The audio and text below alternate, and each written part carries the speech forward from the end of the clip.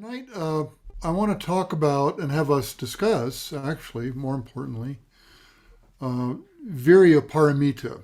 And uh, I have a little bit of an introduction to this talk that some of you have heard before, but because there's always people who have not been part of this series, I do like to repeat it to put this in context. This is our fourth meeting discussing the Paramitas, and I'll get into what those are. Um, and Of the six. And let me just say a few words about this so that we can frame this for everybody. Well, Paramita is a Sanskrit or a Pali word. It's a Buddhist term. It's often translated as perfection, and it's described in Buddhist commentaries as those noble character qualities generally associated with enlightened beings like us.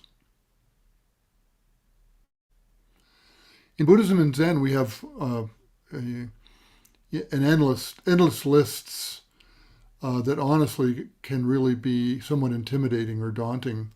We have the three treasures, the three tenets, the three pure precepts, the four bodhisattva vows, the four noble truths, the six paramitas, the eightfold path, the 10 grave precepts, and more.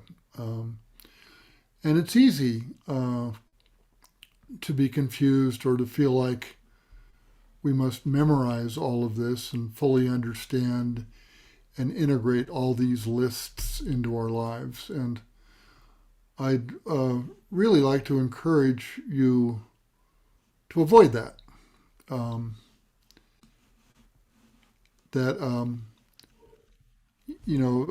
understanding or appreciation for these things comes slowly. It comes little by little, and we need to be patient with that process. And many of us grew our appreciation of these practices, like the paramitas, over years.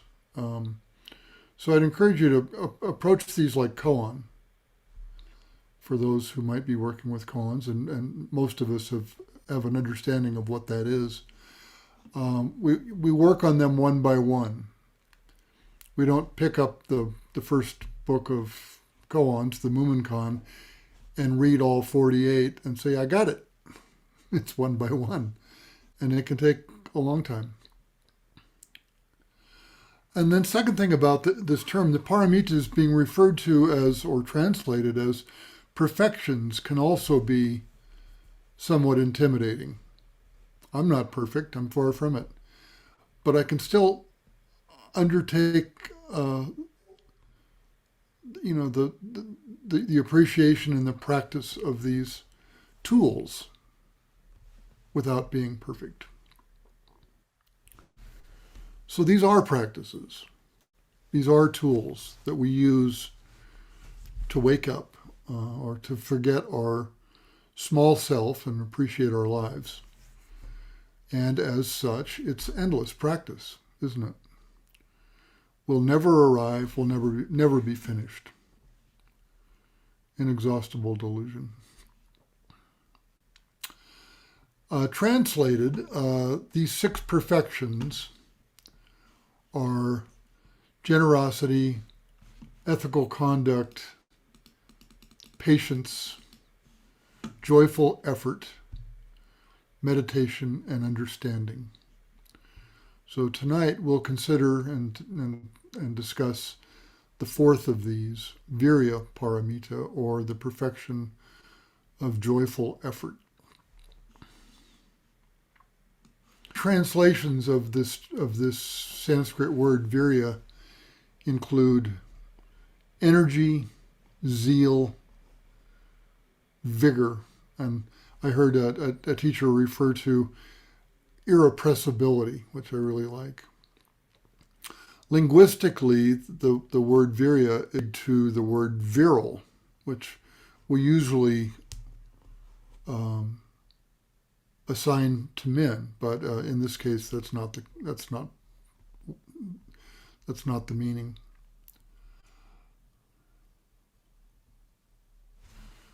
So, the perfection of joyful effort.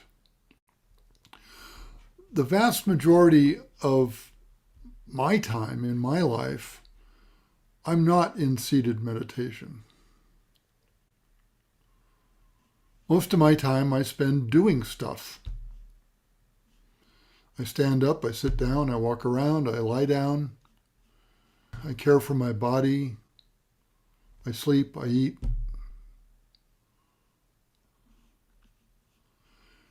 And most of this doesn't feel like it takes a lot of effort. Unless I'm experiencing depression, then even brushing my teeth is an uphill slog. I have to talk myself into it when I'm really depressed. But at the same time, I can also go through all these various tasks unconsciously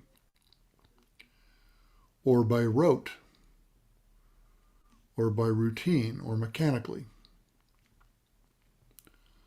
Hardly mindful, hardly joyful.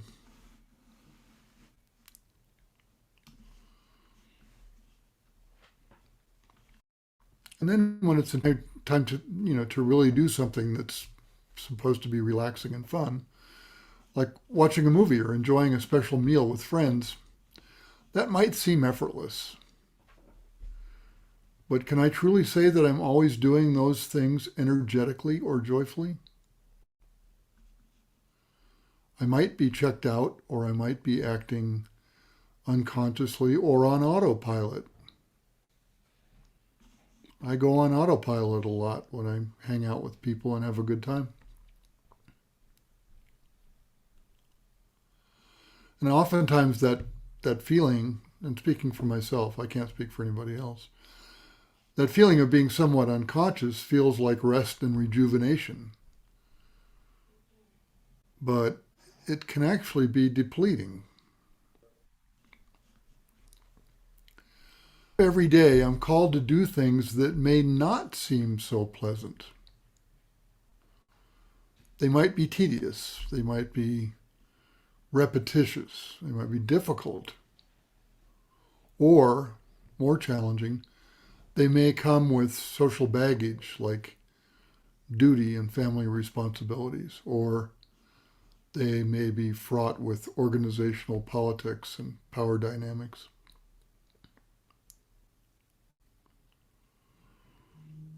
How joyful and energetic can I feel taking out the trash or paying taxes or cleaning up a kitchen spill? How many of us have had to attend family functions that we know will inevitably turn into a food fight?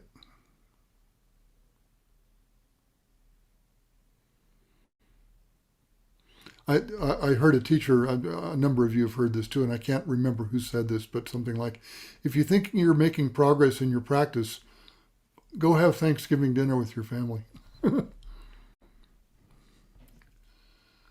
Or when we're at work and the boss's son is suddenly promoted over you, and he has no idea what he's doing,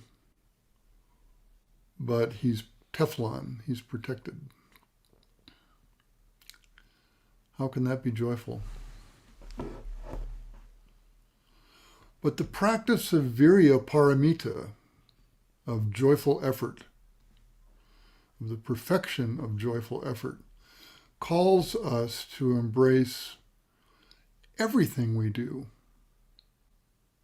all of it, every moment, joyfully.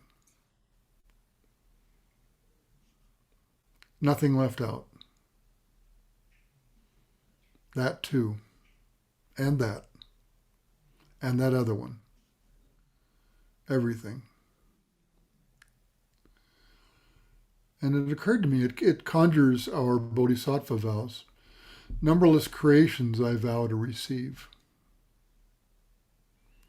Inexhaustible delusions I vow to dissolve. Omnipresent dharma gates I vow to experience.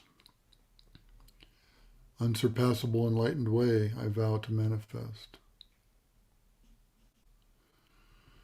So all of my tasks, cleaning up the spill in the kitchen, taking out the trash, dealing with the boss's son, all the things that I do are those omnipresent Dharma gates that I get to practice experiencing or embracing with joyful effort. Virya Paramita.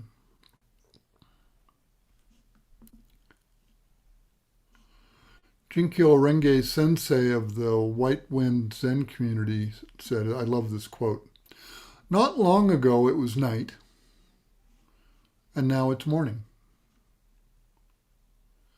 Not long ago we began this Dharma assembly, and not too long from now it will already be over. Not too long from now someone will be listening to the recording of this Dharma talk, and I will have been dead for years.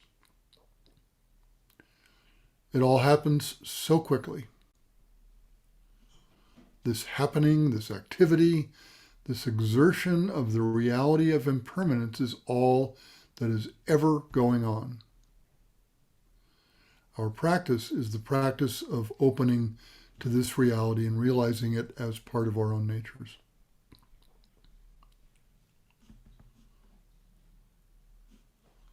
End of that quote. So when I'm working at my job, I'm writing a report, or I'm doing analysis, or I'm leading a meeting, or at home I'm doing the routine daily tasks necessary to maintain my life. I'm fixing the car, paying bills, cleaning the bathroom.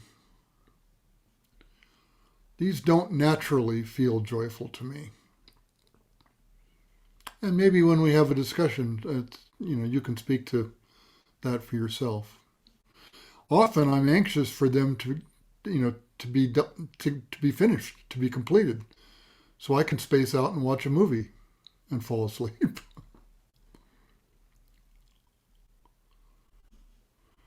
I found myself saying every one of these things, either out loud or in my head. Boy, when this is over, I'm going to kick back and have a beer.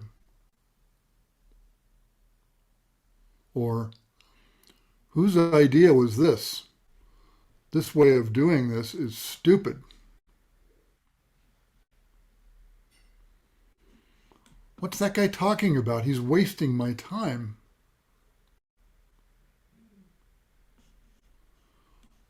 Oh, look, she assumed I would do this.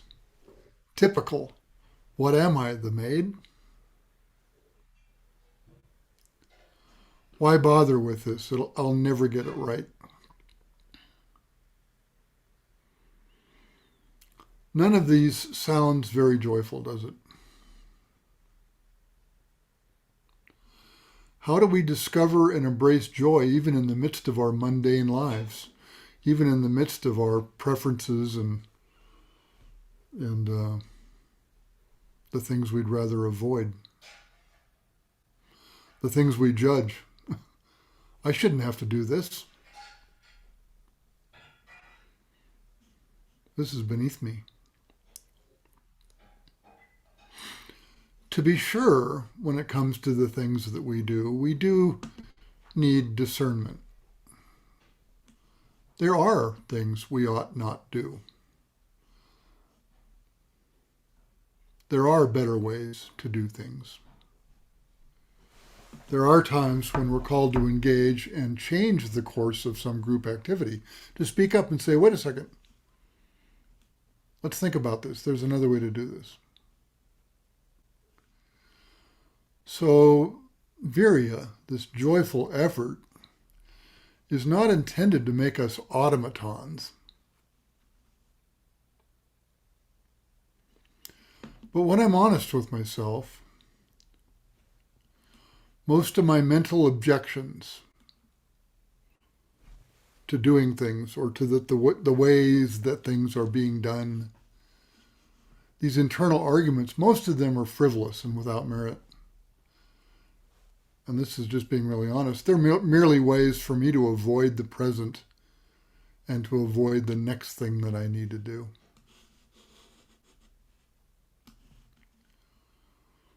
Virya Paramita is not an exalted state or a final achievement. It's a moment-by-moment practice that calls us to be still, to pay attention, and to rest in the current moment, fully present with what's going on, without judgment or without chattering commentary in our heads. Norman Fisher says, the bodhisattva practice of joyful effort involves energetic activity in the pursuit of goodness. This means, specifically, effort directed toward what is loving and beneficial, toward what expands the heart.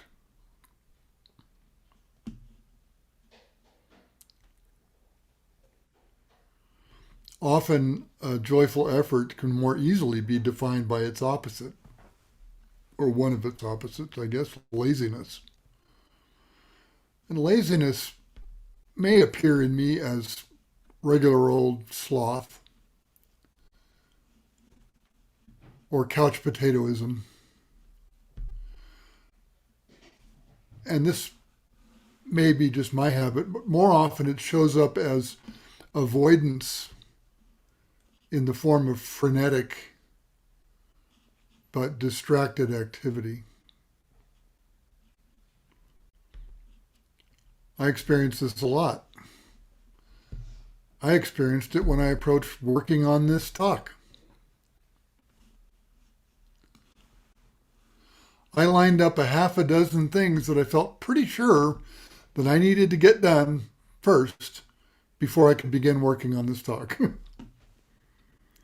It was lovely. I got to watch myself be this guy who does this. And what I was really doing was embracing what was truly the next thing that needed to be done. And I have a whole framework, a whole architecture of elaborate rationales for why I do that. I'm a good time manager. I prioritize all this stuff that's bullshit. I'm just avoiding the thing that I really need to be working on. Another more powerful and clever impediment to realizing joyful effort is depression or self-doubt or persistent negativity. And I want to really be careful here to exclude serious clinical depression, which is an important, serious thing, which, of course, should be treated professionally. But speaking for myself and perhaps others, so many of us suffer from the more garden variety depression, lethargy, listlessness. At times, I can feel low energy. My creativity light goes out. I assume the worst. I avoid basic tasks. And those are just voices in my head. They have a bodily component, but ultimately they're just more of that chattering.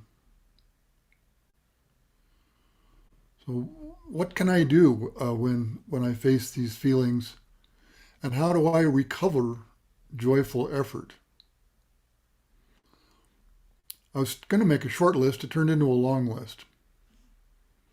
Get enough sleep. Eat better, eat less. Exercise. Get outside. Interrupt my routines and interrupt my preferences.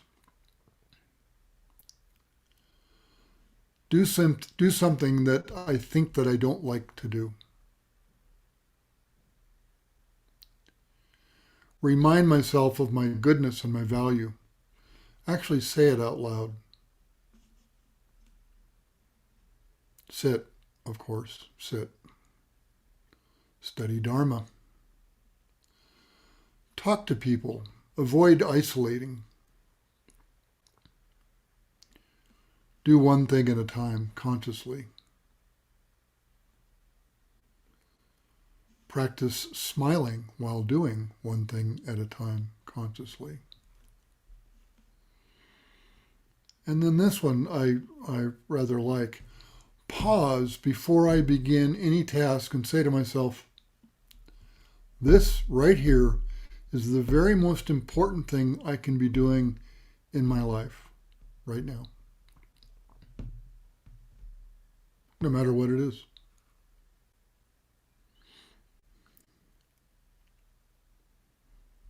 And perhaps the joy in that effort will emerge.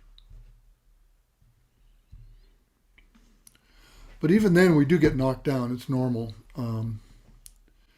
Again, Norman refers, and I love this reference, he refers to, and I don't know if you've seen these, the inflatable Bodhidharma dolls that you find in Japan.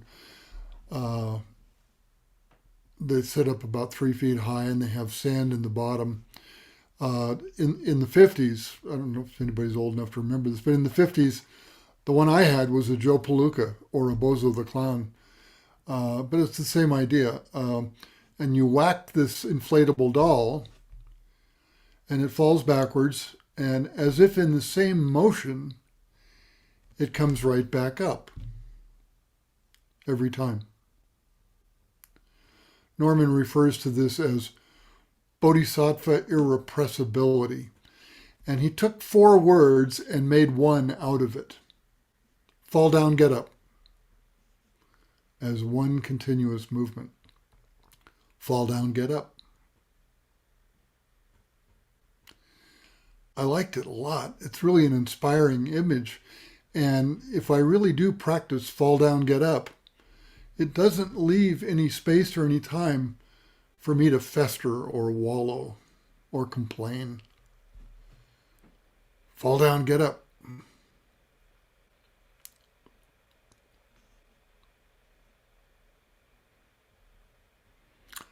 In The Pathless Path, Master Anzan Hoshin shared this beautiful verse that I think is so apt about joyful effort. It is not that this arising is a matter of here plus now. Here is now. Now is here.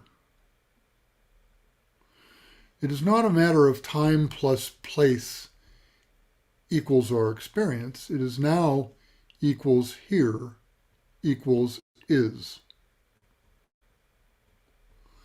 This is the exertion that you must release yourself into in order to realize who you are. Without the exertion of you releasing yourself, nothing is realized and nothing is real. All that you have are stories, descriptions, presumptions, and fixations. By releasing yourself into that which unfolds itself as everything, which arises everywhere as everything right now, you realize this arising. You are the realization of this arising. Without the exertion that needs no one to do it, that is done by no one at all, but is simply exertion exerting itself, nothing would arise. I think in that last 4 lines you could substitute effort. Without the effort that needs no one to do it, that is done by no one at all, but is simply efforting itself, nothing would arise.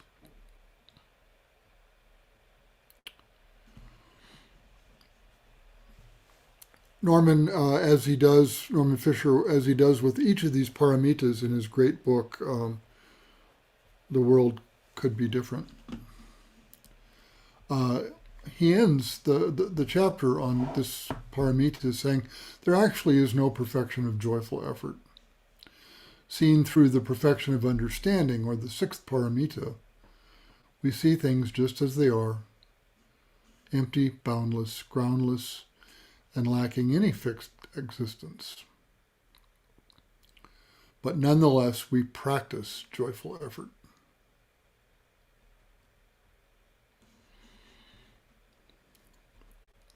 I want to end with just another. I found so many lovely verses around this. I want to end with this. This is from Tokme Zongpo. Listeners and solitary Buddhas working only for their own effort practice as if their heads were on fire. To help all beings, pour your energy into practice. It is the source of all abilities. This is the practice of a bodhisattva.